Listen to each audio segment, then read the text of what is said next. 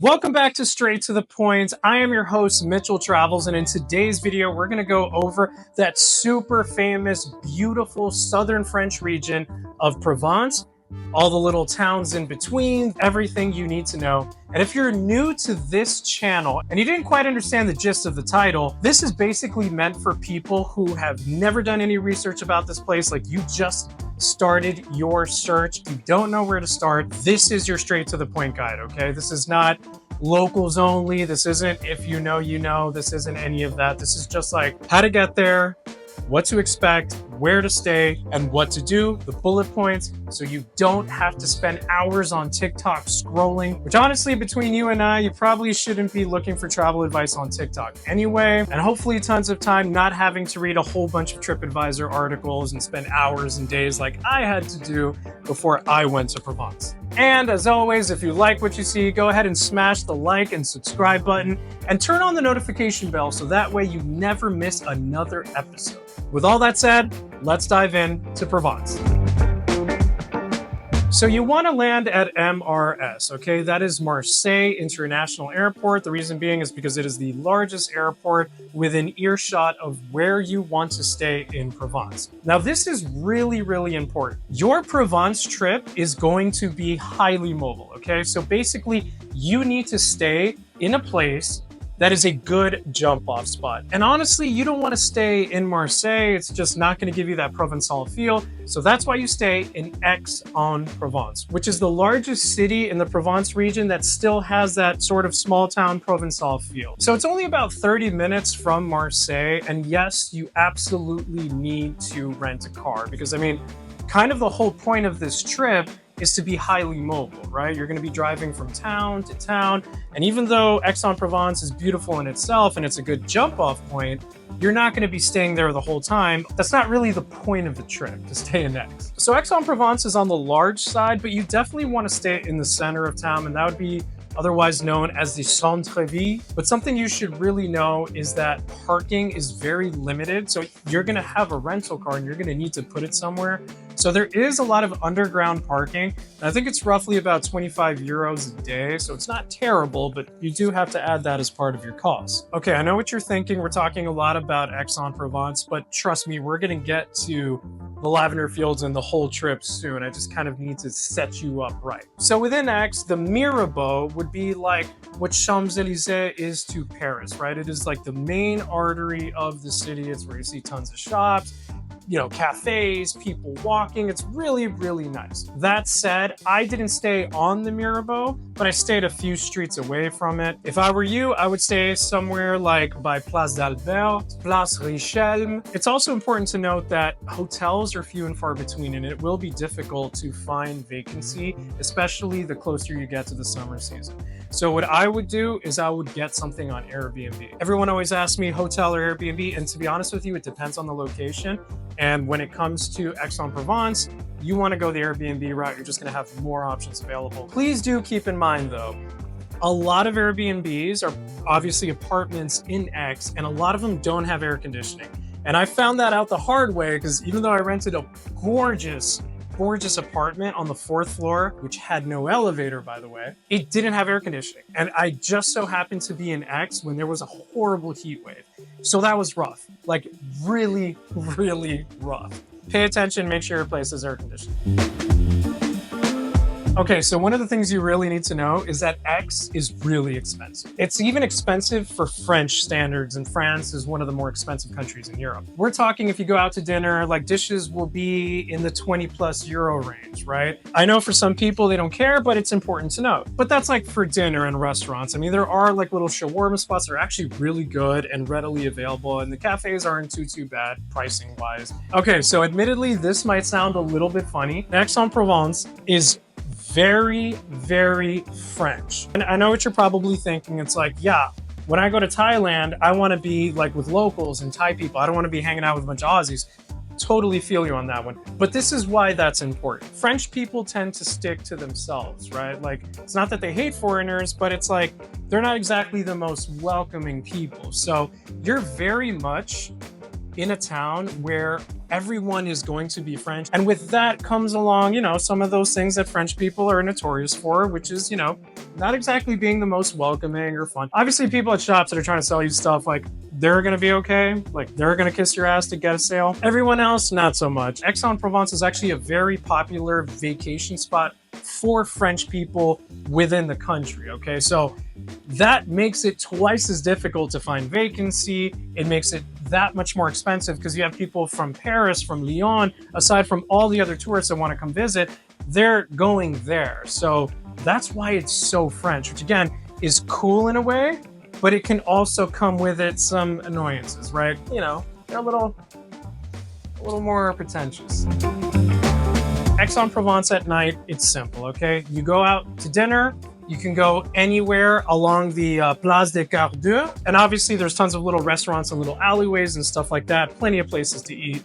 But if you're looking for something to do after dinner, then your options kind of shrink, and they shrink rapidly. You're gonna see that a lot of the action in Aix-en-Provence at night really comes down to bars in a couple of plazas. After dinner, you're gonna see pretty much a lot of younger, sort of either tourists or French people, and they're gonna be congregating in Place de la Fontaine. I believe it's also called Fontaine de la Mairie. Well, anyway, that place.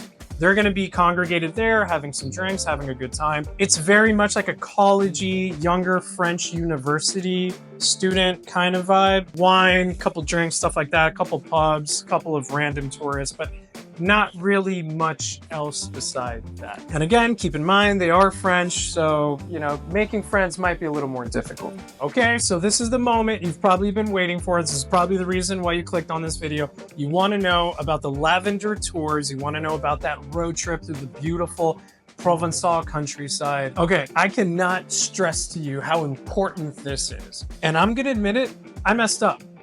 Like, I royally messed up. I read a bit of misinformation online, and I got to Provence in August, like first week of August. And I missed that entire lavender run by about 2 to 3 weeks. Probably the most important thing of this video. If you're going to Provence for that lavender field sort of road trip tour, you need to go between mid-June and mid-July. If you go before or after that, you're gonna miss those pops of purple, all that beautiful stuff. Trust me, I learned the hard way. I saw all the beautiful fields, but they were all snipped. So all I saw was like a tad bit of purple, and I was like, damn, dude, I missed out on this. That's on me. I'm here to tell you mid-June to July. So this is why you need to give yourself a few days, and you need to use Aix-en-Provence as your jump off point, okay? What I did is I wanted to see multiple towns, and that's a lot of driving. So I split it up into 2 separate days. On one day, I took a trip from Aix-en-Provence to Opet-le-Vieux, and then from Opet-le-Vieux, I went to Gordes, I don't know, whatever. So those 2 towns are completely different. Opet-le-Vieux actually reminds me of like a Call of Duty mission, right? Like a level, old school, like you can just picture yourself. It's like a throwback. And they even had like a Jeep from World War II that was stranded there. So it was like super, super cool. And Gordes is completely different. It's one of those famous sort of like hilltop French villages. It's got like crazy views. It's a lot bigger. It's like a castle, medievalish, great places to eat, like just really, really cool. And the vistas, like it did remind me of Tuscany a lot, like in a good way in terms of when you go to like a Tuscan village like Montepulciano and you see the views from there, like really, really cool stuff. And then on the second day is when I decided to take my crazy lavender tour road trip, right? And just a heads up, this is a lot of driving, okay? So you definitely want to leave early because what you're gonna do in essence is take a hike up and then you're gonna come all the way back down. But this is really the lavender trail that you're looking for. Just so you know, it's like gonna be roughly 4 hours in the car, but if you space it out properly, it's so worth it. What you're gonna do is you're gonna start in Aix, obviously your jump off point, and you're gonna go to Valensole.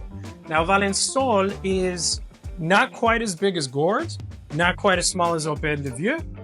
It is definitely a cool little town. It's got a couple things going for it. You can definitely have some lunch there, but now you're in the thick of things. Now you're in that lavender region. And for all intents and purposes, the important thing here is the drive, right? I mean, you're gonna be seeing some crazy beautiful scenery while you're doing this drive. That's important. From Valensole, you're gonna go to Auray. Now, this is important because Orel itself is really small, like really small. It has really cool views, but even when you pull up into the town, you're like, this is literally like 3 or 4 roads. It's like an old French woman looking at you with like a dirty side eye, and it's like, oh, okay, I guess I'm in Orel. It's a great photo op town, much like Valensole was. But there's a very famous stretch from Orel to the next town, Sol,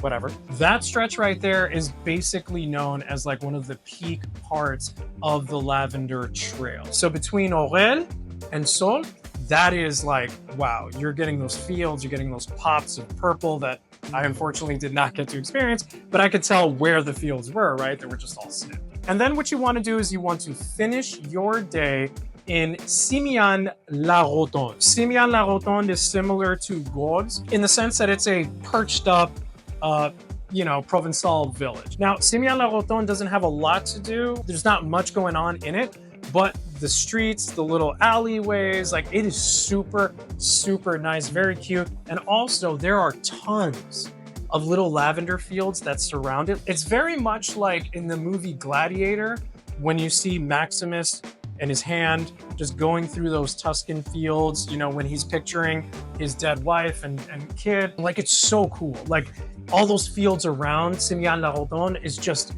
awesome. Just so many photo ops there. I cannot explain. The only downside is that, much like Opet-le-Vieux, much like Orel, well, Orel has nothing, but you don't really have much to do, not many places to eat. Like, I remember it was like 5 p.m., 6 p.m., there was nowhere to eat. There was like one restaurant. It had 4 tables.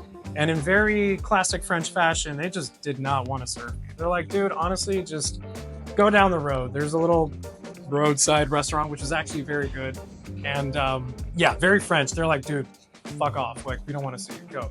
If you're hungry, please address that before you go to these towns. Maybe you want to pack some lunch or a cooler or something, because honestly, don't count on eating or having an espresso in any of these towns. It's not like that. So again, a breakdown of these little towns. Gordes is probably the coolest, biggest, most things to do towns in the Provençal Lavender region. Valensole definitely has a little bit more to do, some artisan shops, a few streets. You can get lunch, something to eat, not much else. Opet-le-Vieux is like the Call of Duty town, man. The drive to Opet-le-Vieux is super cool. Walking through it, it's just really awesome. But that said, it's pretty obvious that Opet-le-Vieux, Orel, and Sol, those are pretty much photo op towns. They're just places to stop, chill, take photos, whatever.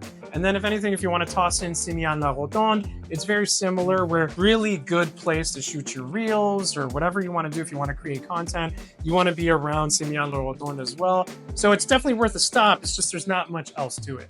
Gordes, Valensole, those are the 2 towns in the Provençal region that are worth stopping in, because at least you can eat. That's more than you can say about a lot of the other towns. To be fair, it's all about the drive here. Okay, so final thoughts. I had been to Aix-en-Provence when I was 18 years old with my parents, and I wanted to go back and I wanted to check it out. And since I had been and stayed in Tuscany for many nights back in 2016, I thought, well, I want to replicate that Tuscan feel, that vibe. And unfortunately, Provence does not provide that sort of vibe. Provence is its own thing. As a solo traveler, I would say that Provence is best suited for couples or families. It's really sort of, I think, more geared towards that, because as a solo traveler, you just don't get that same experience. The fact is, look, I love French people. There's nothing wrong with you guys. If any Frenchies are watching out there, it's just, look, you guys aren't the most warm and welcoming. And when I'm going by myself to a place, I want to interact with locals a little bit more. And I find it a little more difficult, especially in an area like Provence that is very rural. Provence really shines in one big way, and that's just driving through it. That's where you're gonna really get what you're looking for. You're gonna get those beautiful photo ops. You're gonna see some of the nicest landscapes you've ever seen. It's really idyllic, but it is not Tuscany. Okay, so if you've been to Tuscany and you love Tuscany, in my opinion, what makes Tuscany great are Italians.